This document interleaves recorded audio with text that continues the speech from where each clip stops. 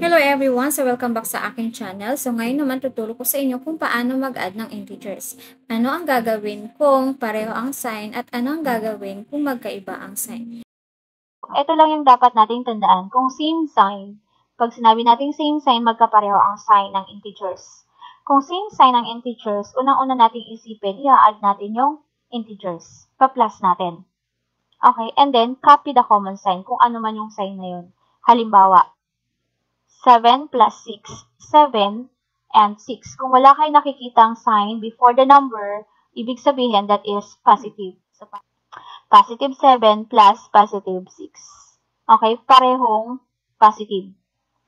So, since pareho sila ng sign, which is positive, i-add mo lang sila. 7 plus 6 is 13. And then, copy the common sign. So, ano ba yung sign ng dalawa? Positive. So, which is positive 13. Okay, so kahit di na natin ilagay yung positive sign. Okay, next. Negative 7 plus negative 6.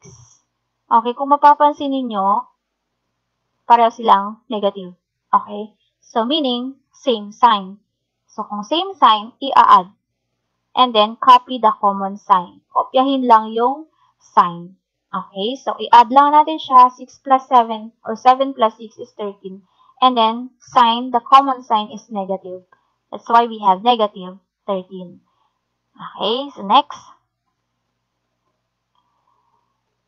Kapag different sign o magkaiba ang sign ng integers, so anong gagawin? Kapag different sign, isa-subtract. Okay, pag magkaiba ang sign, subtract. And then, copy the sign of the bigger number. Kopyahin yung sign ng mas mataas na number. So, example, 7 plus negative 3. Okay. So, ang sign ng 7 is positive. Ang sign ng 3 is negative. Okay. So, different sign sila o magkaiba ang sign. Okay. So, agad subtract natin. 7 minus 3 equals 4. And then, kopyahin yung sign ng mas mataas na number.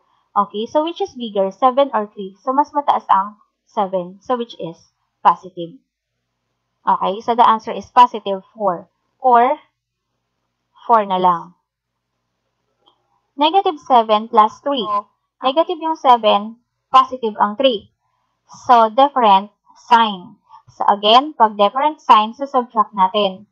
7 minus 3 equals 4. Then, copy the sign of the bigger number. So, which is bigger? 7 or 3? So, mas bigger ang 7.